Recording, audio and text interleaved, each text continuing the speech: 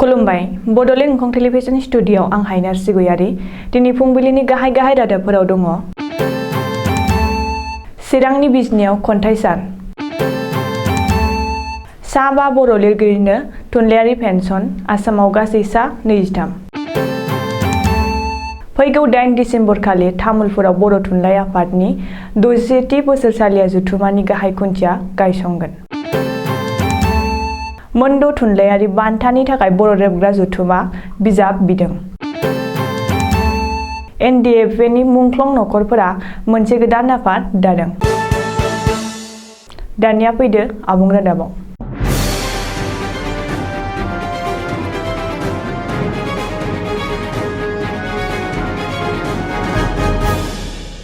बिजनी जिल्ला बर' थुनलाइ आफादनि बानजायनायाव चिरां जिल्लानि बिजनी नोगोर सेन्ट्रेल बर' लाइब्रेरियाव सानसेनि हाबाफारिजों खन्थाइ सान खुंदों।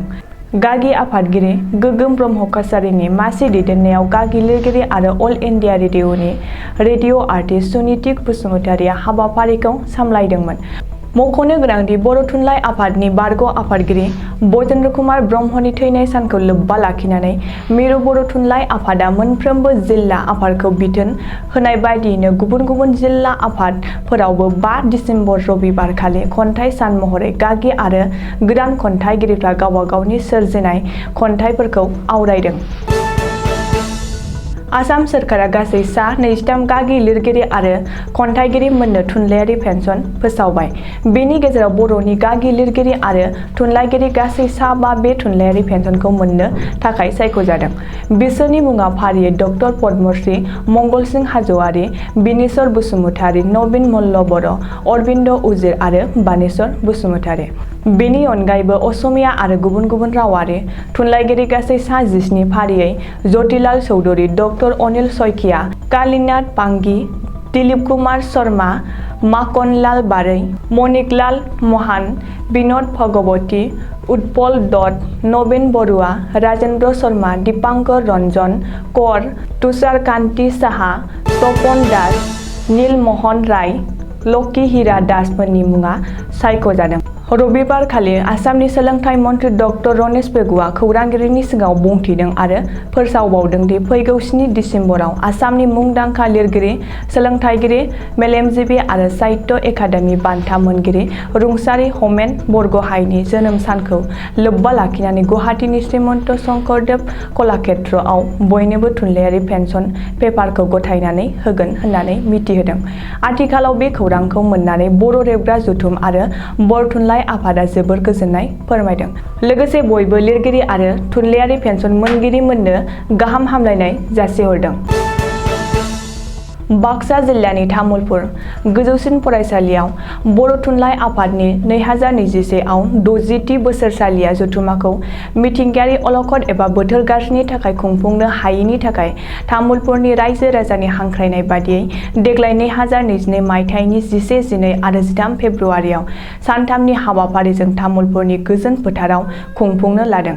बेखायनो बे हाबाफारिखौ आबुङै जाफुंहोनो थाखाय सोलिफु दिसेम्बर दाननि फैगौ 8 अक्ट' खालि गाहाय खुन्थिया गायसननाय जागोन।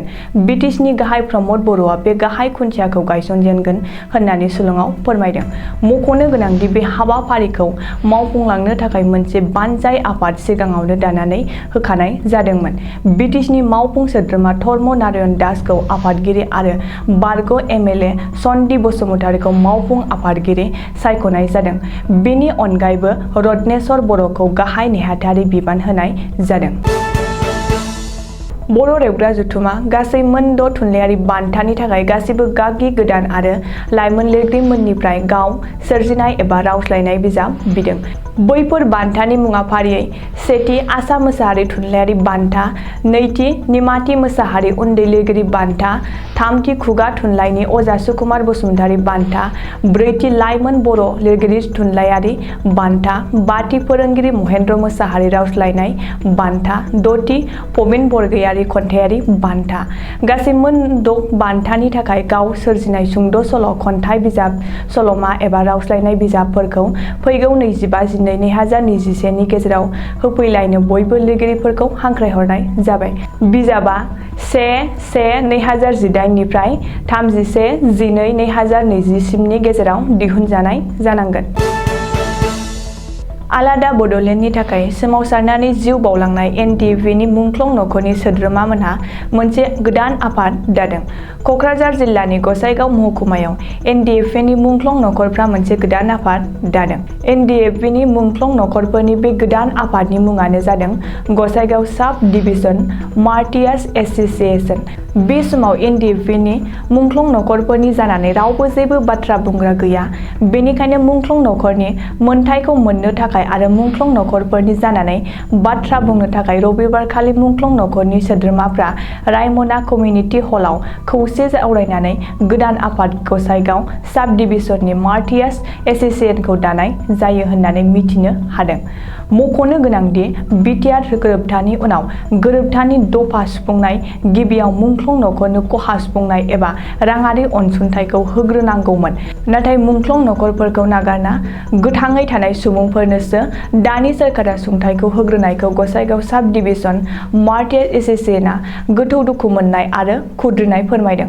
बेजों लोगोसेनो NDFनि मुंख्लं नखरफोरनोबो जोबोर थाबैनो सुंथाइ आरो मोनसे सोरखारि साख्रि होनानै थांना थानायनि राहा खालामना होनो थाखायबो गसाइगाव साब डिभिजन मार्टियार्स एस'सिएशनआ गिबि मन्थ्रि डक्टर हिमन्त बिश्व शर्मा, BTCनि गाहाय प्रमद बर', लेङाइ गाहाय गबिन्द बसुमतारी आरो हाग्रा बिफाननि मावफुं सोद्रोमा रनजित बसुमतारीखौ खावलायो।